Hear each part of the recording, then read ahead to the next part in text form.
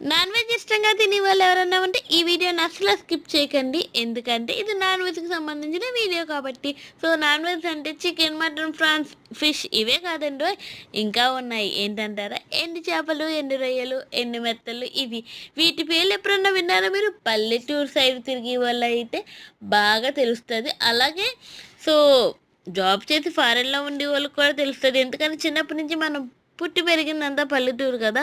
So మన future కోసం మనమైతే అలా సెటిల్ అవుతాం అనుకో. సో అదంతా పక్కన పెడితే నేనేం చెప్తున్నానంటే, ఇదైతే సండే తీసిన వీడియో. సండే చికెన్ మటన్తో పాటు మా వారిని నేను ఇలా ఎండు చేపలు ఇవన్నీ కూడా తీసుకురండి, చాలా రోజులైంది తిని అని చెప్తున్నాను అనమాట. సో నేను చిన్నప్పుడు అంతా మా పెద్దమ్మ వాళ్ళ ఇంటి దగ్గర పెరిగానా, అదంతా సముద్రం సైడ్ కాబట్టి ఇవి బాగా ఎక్కువ దొరికాయి. ప్రతి కర్రీలోనే పెద్దమ్మ ఏదో ఒక ఎండు చేపలు అలాంటివి వేసి వండేదనమాట. వీటి వల్ల ఏంటంటే కూర టేస్టీగా ఉంటుంది, మనం ఎలా వండినా సరే. నాకైతే భలే ఇష్టం. నాకు ఇష్టమైంది ఏంటంటే పప్పుచారు, ఉప్పు చేప, సూపర్ కాంబినేషన్. అన్నీ తీసుకొచ్చారు కానీ ఉప్పు చేప తీసుకురాలేదు. ఇక్కడ అదే మా వాడితో ఫైటింగ్ చేస్తున్నాను నేను. సో ఎండు రొయ్యలు చిన్నవి తీసుకురామంటే పెద్దవి తీసుకొచ్చారు.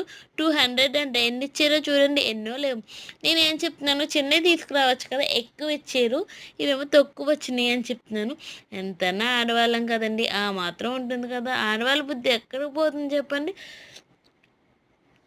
మనం ఎలాగా మనీ పెట్టి కొంటున్నాం కదా, అదే ఎక్కువ వచ్చుంటే ఇంకొంచెం ఎక్కువ వండుకోవచ్చు కదా అన్న చిన్న ఆశ. సో మరి నేను చెప్పింది తప్ప తప్ప అయితే మీరే చెప్పండి. సో మీరు ఇవి ఎప్పుడైనా తినుంటే నాకైతే కామెంట్ చేయండి. సో అలాగే వీడియోకి లైక్ చేయండి. నెక్స్ట్ వీడియో రేపు అప్లోడ్ చేస్తాను.